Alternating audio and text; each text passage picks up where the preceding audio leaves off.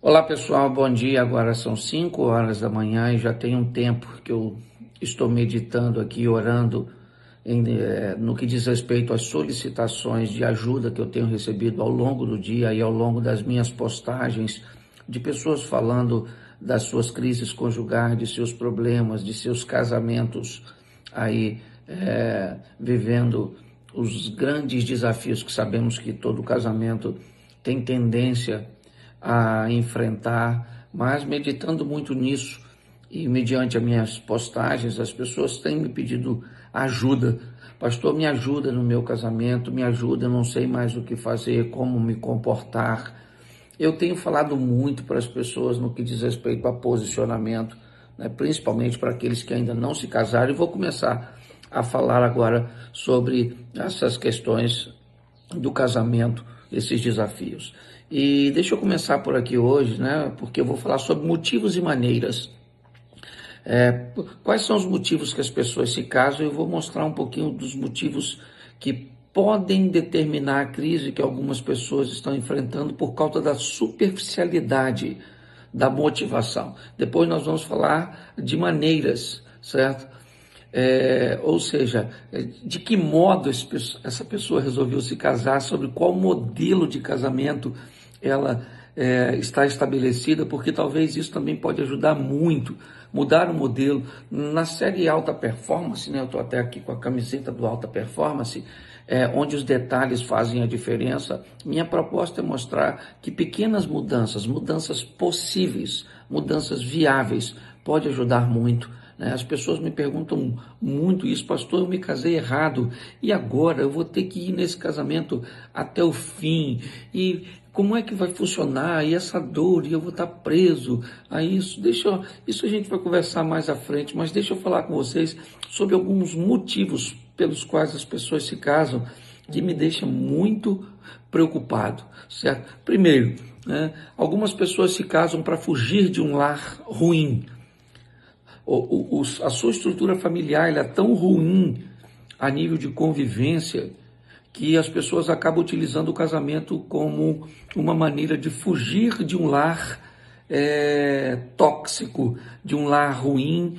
E um casamento estabelecido num ambiente de fuga, a probabilidade dele dar certo é muito pequena, certo? Porque a motivação ela é muito fraca. Quem está fugindo de um ambiente onde enfrenta adversidade, é só enfrentar uma adversidade no casamento que vai usar o mesmo método que usou antes, certo?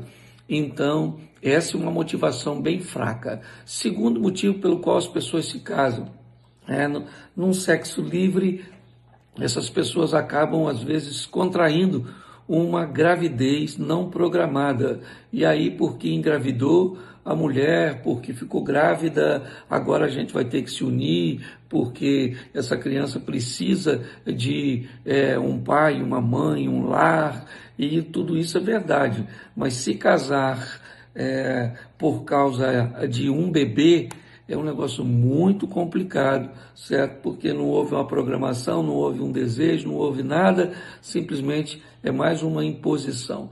Terceiro, tem gente que se casa por pressão religiosa, faz parte de uma comunidade religiosa onde a pressão é muito grande: se case o mais rápido possível para que você não tenha problema com sexo. E às vezes também não apenas uma pressão religiosa, mas uma pressão familiar também, a família cobrando, a sociedade cobrando, e pessoas se casam por pressão, quer religiosa, familiar ou social. Também nós temos aí pessoas se casando para legalizar o sexo. Elas são religiosas e a Bíblia diz que sexo ele só pode ser feito depois do casamento, e para ceder às pressões, ou seja, para legalizar o ato sexual, elas se casam e aí acabam tendo sérios problemas, porque é uma motivação muito fraca. Também tem gente se casando por conveniência financeira, certo? Às vezes a situação da pessoa que está interessada em você, ela é uma situação financeira boa. Então essa pessoa tem uma casa, tem um carro, tem um bom emprego, e as pessoas vão aí por causa de uma conveniência financeira. E por último aqui, eu vou listar o medo da solidão. Tem gente que se casa porque está com medo de ficar sozinho, e todas essas motivações, seja ela fuga de um lar ruim, seja ela uma gravidez não programada, seja ela uma pressão religiosa, familiar ou social, seja ela a legalização, né, do sexo, a conveniência financeira ou o medo da solidão, todas essas motivações ou todos esses motivos são muito fracos para sustentar uma instituição que vem com uma proposta vitalícia. Ok? Então, primeiro, se você se estabeleceu num desses motivos ou numa dessas motivações, talvez isso seja o significado, ou uma dessas coisas signifique realmente a fragilidade, toda essa problemática que você tem enfrentado. Nós vamos falar um pouco disso mais à frente, depois eu vou estar falando de maneiras, e lá na frente eu vou estar falando sobre o que fazer para você que já está num ambiente bem ruim do seu casamento, do seu matrimônio, viu? Fique com Deus, graça e paz, e mais tarde tem mais. O Evangelho de João, no capítulo 7, no verso de número 46, alguns homens foram prender Jesus e eles estão voltando desta missão. E como eles voltam de mãos vazias, eles foram designados a prenderem Jesus. E eles voltam sem Jesus. Bota o verso 45, que fica mais fácil de todos entenderem. E os servidores foram ter com os principais dos sacerdotes e fariseus, e eles lhes perguntaram: por que o não trouxeste? Verso 46, responderam os servidores: nunca homem algum falou assim como este homem. Feche seus olhos. Senhor nosso Deus e Pai, em nome de Jesus, eis aqui a Tua palavra. Continua falando conosco. Usa-me como um canal de bênção nesta hora, em nome de Jesus. Você pode dizer amém? Amém. Preste atenção na frase que foi dita pelos homens que receberam a missão de prender Jesus.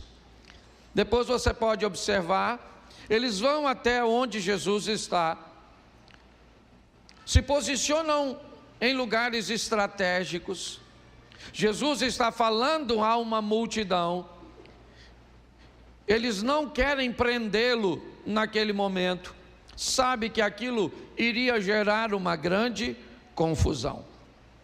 Então eles precisam aguardar o momento oportuno para prender Jesus. Eles precisam esperar que uma oportunidade apareça, que uma brecha se abra naquele ambiente.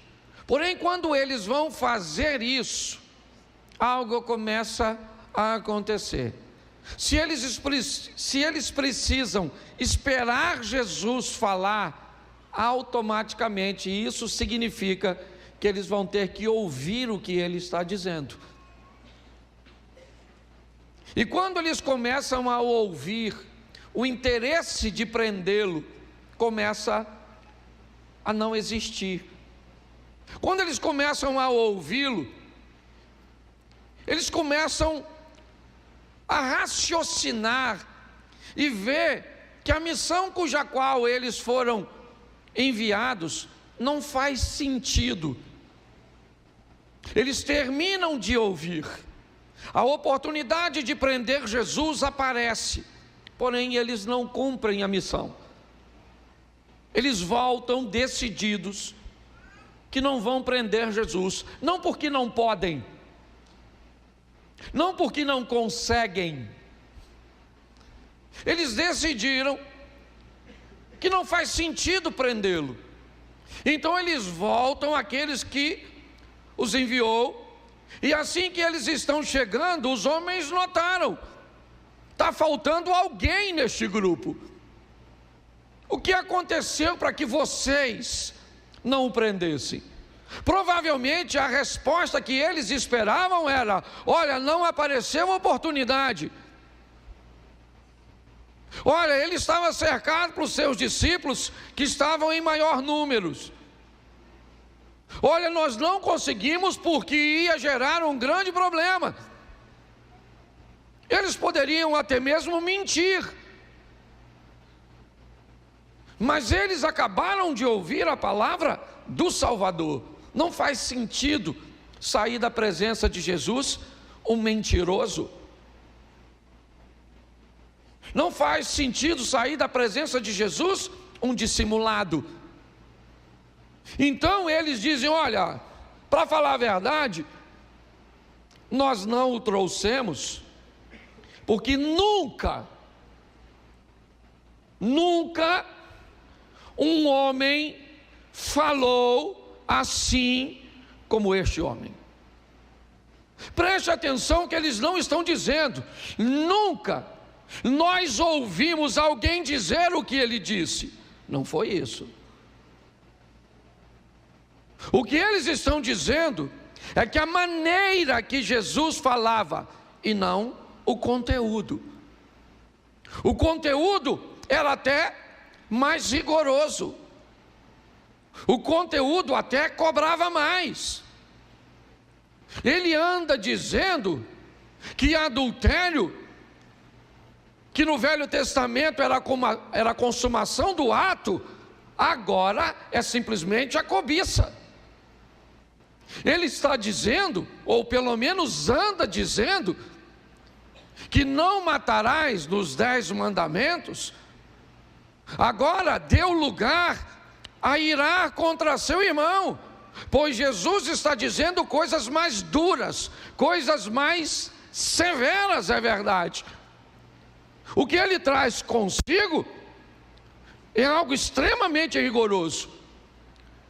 Então não é o que ele está dizendo, pelo menos foram o que esses homens disseram. Ninguém nunca disse isso, ninguém nunca falou o que ele fala, não é isso. O que eles disseram é: ninguém como ele fala.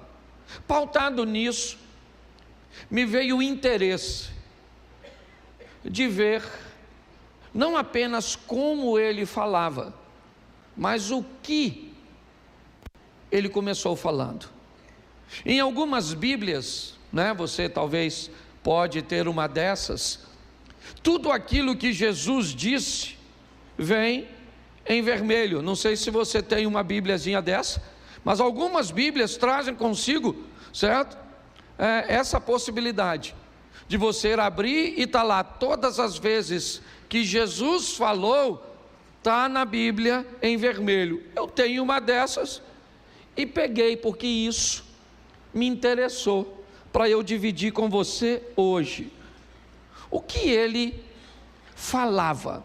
Quais foram suas primeiras frases nos 4 evangelhos? E como ele se dirigia a partir daí, falando a respeito de si mesmo e na situação que enfrentava. É muito comum nós usarmos os textos que Jesus está falando, quando ele está repreendendo o demônio, quando ele está liberando perdão, quando ele está curando e libertando pessoas.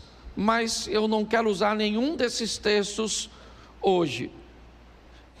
Eu quero te mostrar as frases que ele disse e o que ele estava tentando dizer quando proferiu essas frases. Eu acho que vale a pena nós voltarmos para casa hoje com esse conteúdo. Eu separei aqui Mateus, Marcos, Lucas e João, tudo o que ele disse, certo? Pela primeira vez nesses evangelhos, mas eu não vou usar essa ordem. Eu vou usar o que ele disse quando tinha 12 anos de idade. De tudo que foi escrito, de toda a fala de Jesus na Bíblia, a primeira que aparece, ele tem 12 anos de idade. Ou seja, a primeira vez que a Bíblia relatou algo que Jesus está dizendo, certo? Ele tinha 12 anos de idade, e o texto está em Lucas, capítulo 2, verso 49, dá uma olhadinha no que ele fala pela primeira vez a nível de registro bíblico. E ele lhes disse: por que é que me procuráveis? Não sabeis que me convém tratar dos negócios de meu? Boto 50. E ele não compreenderam as palavras que lhe dizia. Verso 51.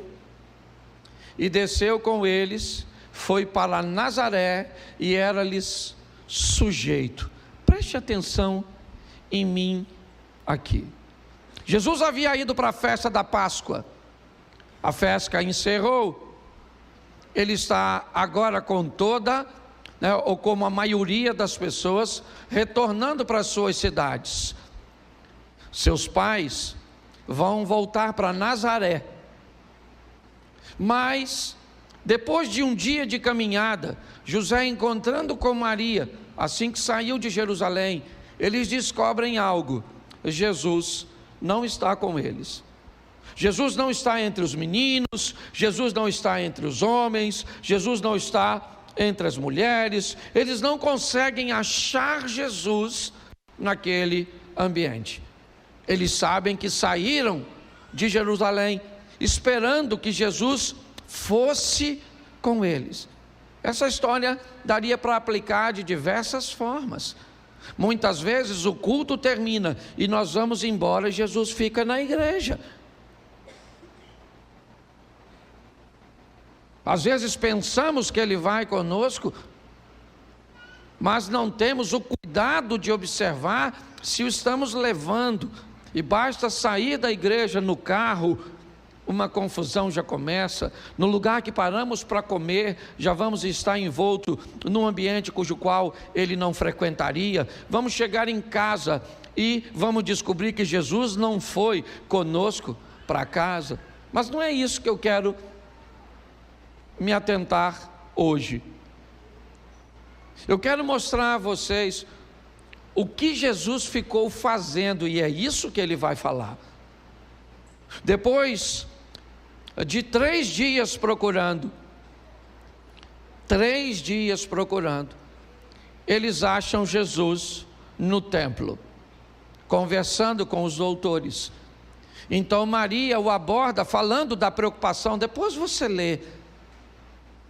E Jesus diz para ela o seguinte: por que vocês estão estranhando o quê? Qual é o motivo de vocês estranharem? Eu estou aqui obedecendo à vontade, ou fazendo a vontade, ou tratando dos negócios de meu Pai. Eu queria que você atentasse para 2 coisas nesse texto. Primeiro, Jesus está deixando claro que sabe sua missão e que reconhece a autoridade do Pai. Eu vou te mostrar isso de uma forma mais enfática. Reconhecimento de autoridade. Jesus está diante de 2 autoridades: seu pai e a sua mãe terrena, e Deus. Nesses 2 ambientes Ele vai nos mostrar isso. Primeiro, Ele está dizendo: mais importa obedecer a Deus do que aos homens. É isso que Ele está dizendo, em outras palavras, uma mesma frase dita pelo apóstolo Pedro. Mas mais do que isso, eu estou aqui obedecendo, cumprindo a missão, porque eu saí do céu para cumprir esta missão. Então eu estou aqui tratando e reconhecendo que as coisas do Pai são mais importantes do que as coisas desta terra. Mas logo em seguida, o texto diz: Ele baixou a cabeça, foi para casa e lhe era sujeito. A primeira coisa que Jesus vai mostrar em suas palavras, em suas atitudes, é o reconhecimento do céu, da prioridade do céu, de fazer a vontade de Deus. Mas segundo, o reconhecimento da autoridade de seus pais, daqueles que estão sobre ele. Não se esqueça que ele é o próprio Deus, sendo cuidado por homens, por seres humanos. É o divino sendo cuidado por um indivíduo carnal, e ele não tem problema nenhum de obedecer a essa hierarquia. O texto diz: ele ficou quieto, foi para casa e lhe foi sujeito. Obedecia seu pai e a sua mãe. Talvez isso nos mostre porque ele foi bem sucedido. Talvez essa seja uma grande lição de Jesus para todos nós, que muitas vezes não atentamos. Que uma das melhores maneiras de sermos bem-sucedidos nessa terra é obedecermos aos nossos pais. É o reconhecimento de autoridade. Pensa só, essa também é bem bagunçadinha, para quebrar nossos paradigmas. Enviou Josué, filho de Num, 2 homens desde Sitim, a espiar secretamente, dizendo: andai e observai a terra e a Jericó. Foram, pois, e entraram na casa de uma mulher prostituta, cujo nome era, e dormiram. Ô, gente, seja franco. Suponhamos que nós vamos fazer uma visita. Tem alguém de Petrópolis aqui? Então eu vou trocar. Não estou querendo ofender nada não, tá? Vamos pegar uma palavra. Deixa eu pegar aqui, com o fim da terra. É porque tem gente na internet. Tá certo? Então vamos dizer que nós fôssemos enviados lá nos confins da terra. Eu e tu. E a gente chega lá, 2 crentes. Quem nos mandou foi Deus. Tu ia aonde? Para dormir na casa da dona Raabe, um prostituto? Seja franco, tu tem reputação, crente. Eu acho isso mó barato. Primeiro porque essa mulher não pertence ao povo de Deus. Olha a salvação passando em Jericó. É ou não é? A Raabe quer ser salva, sim ou não? Mas mais do que ela quer salvar quem? Toda a sua família. Eu gosto dessa dona. Uma vida meio torta, mas meio certa. Aliás, quem aqui tem direito de falar contra a dona Raabe? O nome dela está na genealogia do Cristo. E o teu está no Serasa. Pense nisso. Olha que diferença, você botando defeito nela. Muita gente sorriu porque achou graça. Outros sorriram porque lembraram que é verdade. Mas preste atenção em mim. Ô, gente, são espiões. Quem são aqueles 2 espias? Eles são a oportunidade de Raabe segurar, a salvar. É isso. Isso é a salvação passando em 2 possíveis clientes que entram na casa de uma prosti para levar a salvação. Às vezes, ela vai vir num modelo bem esquisito para nós, extremamente perigoso.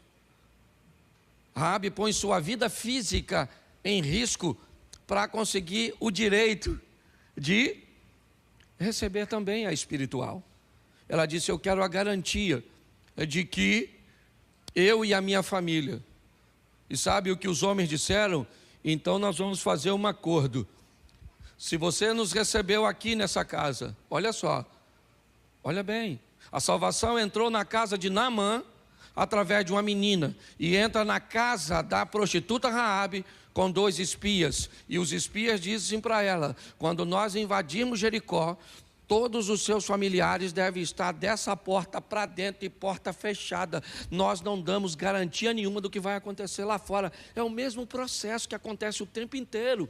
Se formos usar a arca de Noé como exemplo, é isso aí. Fecha o que está aqui dentro, está seguro, o que está lá fora está em jogo, certo? O sangue cobriu, fechou. Quem está fora do sangue está fora. É assim que funciona. É sempre a salvação tentando nos alcançar. E aqui, passando por Jericó. É assim que funciona.